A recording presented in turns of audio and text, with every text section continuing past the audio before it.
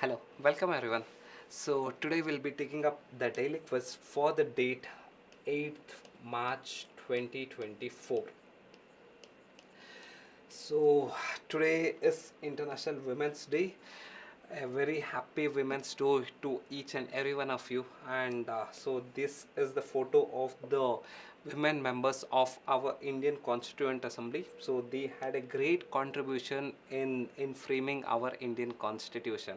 So once again, a happy Women's Day to each and every one.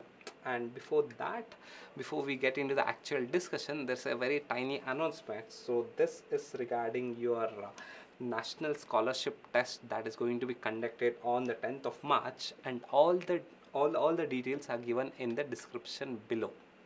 Now we'll get into the actual quiz. So the first question is regarding the agencies that is in news too many times. So that agency is your ED. So that is your Enforcement Directorate. Consider the following statement regarding Enforcement Directorate. It's too much in news, so you should be aware about this agency. Consider the following statement regarding Enforcement Directorate of India. So, ED is an independent body established under the Constitution of India. Is ED an independent body? Say, for example, your Election Commission is an independent agency. It is established under the Article 324 of Indian Constitution. But what about ED? Is it a constitutional body? Is it established under the Constitution? No, ED is a statutory body. It is not established under the constitution. It is established by a parliamentary law. So this is not a constitutional body. So statement 1 is wrong. So if statement 1 is wrong, we can eliminate A and we can eliminate D. Okay, so we'll go to the next statement. It is primarily responsible for enforcing the Foreign Exchange Management Act and prevention of money laundering. That is, it is primarily responsible for enforcement of FEMA and PMLA. So is it true? Yes, the primary aim of ED is for the enforcement of FEMA and PMLA. So in fact, ED was established to enforce FEMA first, and later on PMLA was added. Initial objective of ED was to enforce FEMA. So again, this statement is right. So this statement is right. What about the next statement? ED functions under MHA, Ministry of Home Affairs. Does ED function under MHA? See, what does ED do? See here, prevention of foreign, that is Foreign Exchange Management Act, and prevention of money laundering. All these things deals with your money aspects. So if it deals with your money aspects, so will it come under MHA? No, Ministry of Home Affairs. No, it is a part of your Ministry of Finance, MOF, not MHA. It is a part of your MOF. So this statement is wrong. So the answer will be B. B is the answer. Fine. So now we'll take a further go in detail regarding this ED. So again, ED functions under Department of Revenue, MOF. So Ministry of Finance, Department of Revenue. So under Ministry of Finance, there are various departments. One department is your Department of Revenue. Your ED functions under this department, or say works under this department, that is Department of Revenue. So what are the main objective of ED? Now the first main objective of ED is to enforce FEMA. So that is your Foreign Exchange Management Act. Foreign Exchange Management Act. So the international transactions of money, say in terms of investment, shell company investing in another company. So this international transactions, that will be monitored by ED. If there's any irregularities, it will be monitored by ED. So again, this statement. And the next one is ED is the nodal agency to implement PMLA, that is Prevention of Money Laundering. So Prevention of Money Laundering Act, if there is any violation regarding money laundering, ED will be the agency that will enforce PMLA. And in the recent times, so you would have seen a lot of this fugitives, that is fugitive economic offenders. Say example, the infamous example is Vijay Mallya, or say Nirav Modi. So who indulges in some economic offense in India, and they escape India and settle in other parts of the world. So in order to manage those kind of people, Government of India, or say the Parliament, rolled out an act called as your Fugitive Economic Offenders Act 2018. So again, ED is the nodal agency to implement this Fugitive Economic Offenders Act. So these are the functions of your ED. ठीक है. And the next question is regarding is based on today's event, or say today's importance, that is your Women's Day. So in this context, we'll discuss this concept of female labor participation rate. Consider the following statement regarding female labor force participation rate. So what is this female labor force participation rate? I'll give a brief idea. Female labor force participation rate. So let us assume that, so what is female labor participation rate, female labor force participation rate? So in this example, if you consider this example, so there are 10 women. So if there are 10 women, of these 10 women, let us assume that all these 10 women are in the working age group, and of this 10 women, so only 3 women work, then the female labor force participation rate would be 30%. Say there are 10 women, of this 10 women who are in the working age group, only 3 women actually work, so that is called as your female labor force participation rate. All these 10 women are willing to work, but only 3 women have got jobs, so that is called as your 30%. Say these 10 women are in working age group, of they are ready to work, but only 40 are actually working. They are in a working age group, but only say 4 people are there, are 10 women and only 4 are working. So what does it mean? 40%. Female labor force participation rate is 40%. When someone tells that female labor force participation rate is 30%, it means that, say out of say 100 or say 10 women, only 3 are actually working, so remaining 7 are in the working age group, but they are not working. So that concept is called as female labor force participation rate.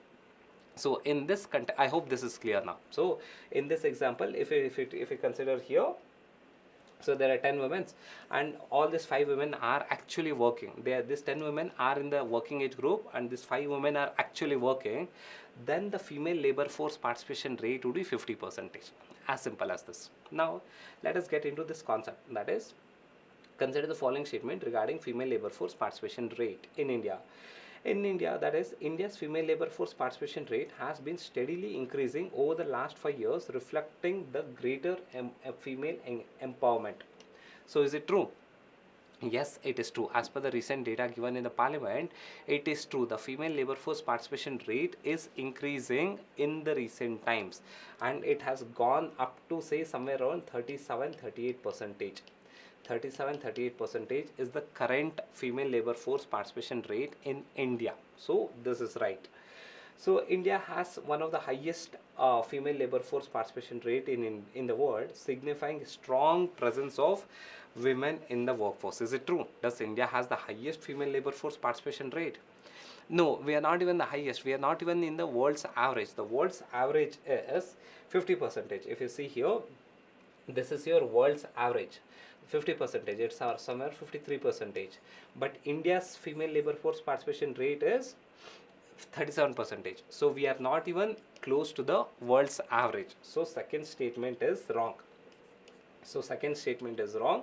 What about third statement? So the skill development programs targeted towards women can increase female labor participation rate. Is it true? So if we skill the women, so what will happen? Their employability will increase. Even though they are in the working age group, when we skill the women, their employability will increase. So many companies will hire them, or say many government agencies can hire them for the employment. So why one of the main reason why the female labor force participation rate in India is poor is that poor skilling, lack of skills. Once if we skill the women properly, so what will happen? Their employability will increase, and this will increase the female labor force participation rate. So this is also right. So statement 1 and statement 3 is right. Statement 2 is wrong, because India's female labor force participation rate is 37%, whereas the world's average is 53%. So again, this statement is wrong. So what is the answer? The answer has to be D. Is it clear? Okay, fine. So now in this context, in today's newspaper context, so if you see today's newspaper, the union government has extended the Ujjwala subsidy, that is Ujjwala scheme subsidy, for next financial year as well, that is the coming financial year. So it has extended this Ujjwala subsidy, or say PM Ujjwala scheme subsidy, for the next financial year as well. So in this context, we'll discuss the concept of this PM Ujjwala Yojana. Consider the following statement regarding Pradhan Mantri Ujjwala Yojana. So PM Ujjwala Yojana. So this is one of the flagship scheme of the current government, PM Ujjwala Yojana. So what does this deal with? So PM Ujjwala Yojana. Again, PM Ujjwala Yojana aims to provide clean cooking fuel to below BPL, to below poverty line household in the rural area. Is it true? Yes, the entire concept of this PM Ujjwala Yojana is to provide the cylinders. The cylinders are the clean cooking fuel. So if you see here in this image, this is when we use wood, this creates a lot of smoke. This is nothing but your indoor pollution. So similarly, when you use cylinder and the flame of the cylinder doesn't produce smoke, so as a reason, this is a clean fuel. So as a reason, we call cylinders, the LPG cylinders, as a clean fuel, because no smoke comes from this flame. Whereas you use a firewood, you get this kind of smoke. So that causes the respiratory disease, and it's an indoor pollution. So again here, the main crux of this PM Ujjwala Yojana is that to provide clean fuel, or to provide LPG cylinders to the BPL card holders in the rural area. So this statement is absolutely right.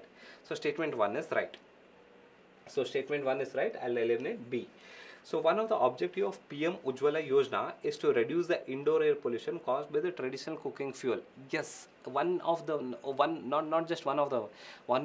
main objective of this PM Ujjwala Yojana is to reduce the indoor air pollution. Again here, indoor air, there are many reports that states that indoor air pollution kills over 3 to 4 lakh people in India every year. So by the time you watch this video, one person in India would have died because of indoor air pollution. So indoor air pollution is the biggest threat, and we call it as a silent killer. So indoor air pollution. So in order to control this, so how does indoor air pollution kills people? So respiratory diseases. So in order to control this indoor air pollution, so we have this concept of PM Ujjwala scheme. Again, this is one of the objectives. So one of the main objective of this PM Ujjwala scheme is to reduce the indoor air pollution. So again, this statement is also right. PM Ujjwala Yojana is a social welfare scheme. Yes, definitely it's a social welfare scheme, because it's going to help the rural people, or say it's going to help the BPL card holders. Yes, it is a social welfare scheme launched by Ministry of Women and Child Development. Is it launched by Ministry of Women and Child Development? No, it is not launched by Ministry of Women and Child Development. LPG is dealt by Ministry of Petroleum, Ministry of Petroleum Natural Gas. So this statement is wrong. If 3 is wrong, answer is A. So this is PM Ujjwala scheme is dealt by Ministry of Petroleum and Natural Gas, not Ministry of Women and Child Development, WCD. It is held by Ministry of Petroleum and Natural Gas. Clear? Fine. We'll go to the next question. So this person was too much in news for all good reasons. Again, we'll discuss about his office. So this is Honorable Justice Chandrachud. So we'll discuss about his office. So consider the following statement regarding the Chief Justice. So regarding the Chief Justice. So statement 1, Chief Justice of India is appointed by the President of India. So is it true? Chief Justice is this office appointed by the President of India? Yes, Chief Justice of India is appointed by the President of India. You would see this is the oath taking ceremony. This is Honorable President, this is Honorable Chief Justice. So the first statement is absolutely right. So first statement is right. The second statement, the term of Chief Justice is fixed and it is 5 years. So is the term of Chief Justice fixed? Is it 5 years or 6 years? What do you think? No, it is not at all fixed. So there's no term for Chief Justice. So Chief Justice of India. So the maximum limit is, say, 65 years. Say up until 65 years. When any Chief Justice turns until 65, they can be Chief Justice. There is no maximum term. It can be 2 years, 5 years, 6 years, whatever may be. But whenever the age is until 65 years, they can be the Chief Justice of India. There is no fixed term for Chief Justice of India. So this statement is absolutely wrong. Again, Chief Justice of India can be impeached by a special majority of both the parliament, both the houses of the parliament. That is, in order to impeach the speech, in order to impeach the Chief Justice of India, we require special majority. Is it true? Is it special majority or simple majority? It is special majority. So in both the houses we require special majority. Both in Lok Sabha as well as Raj Sabha we require special majority. What is special majority for to remove Chief Justice? It is your 2/3 of present and voting. On top of it, it should be more than 50% of the strength of the total house. So that is your special majority in order to impeach the Chief Justice. So again, this statement, yeah, again this statement is right. So third statement is right. So the answer is D. No, the answer has to be B, Bangalore. So the answer has to be Bangalore. Okay, fine. So we'll take up the previous year question. In India, which one of the following compiles the information of industrial disputes, closure and retrenchment of layoffs in the factories employing the workers? So again here, so all the details regarding the labors are compiled by Labor Bureau. So everything, say in terms of layoffs, in terms of say labor disputes, in terms of mass layoff, etc., all these things data are compiled by Labor Bureau. And Labor Bureau falls under the Ministry of Labor and Employment. So Labor Bureau falls under the Ministry of Labor and Employment. The primary objective of this Labor Bureau is to collect, analyze and disseminate the information regarding labors across all the sectors. So again, it collects all the data, and again these data say it compiles and publishes the various labor related issues, say in terms of your industrial disputes, closure, retrenchment, layoffs, etc., and all these data are used by the governments in order to frame policy. So this is the concepts of your Labor Bureau, and at least 2 times UPSC has repeated this concept, that is the Labor Bureau question. So again, this is quite important. Now we'll go with the fact of the day. So what's the fact of the day? It's something interesting and something which we should be proud of. That is, ISRO is planning, or say has initiated, the second rocket launch port. So what is the rocket launch port? So rocket launch port is a place where we launch rocket. So ISRO has one rocket launch port, that is in Sriharikota. So this is your Sriharikota, is in AP. So there ISRO has one rocket launch port, and now we know that in the present times the space market is expanding, and with the government of India's policy, even the private sector are allowed to enter into the space market now. So as a reason, the demand for this space launch, or say rocket launches, will go high in the near future. So in order to ensure that we do not overburden the already existing launch port, that is your Sriharikota, ISRO has taken up this second rocket launch port. So taken up a job to build a second rocket launch port.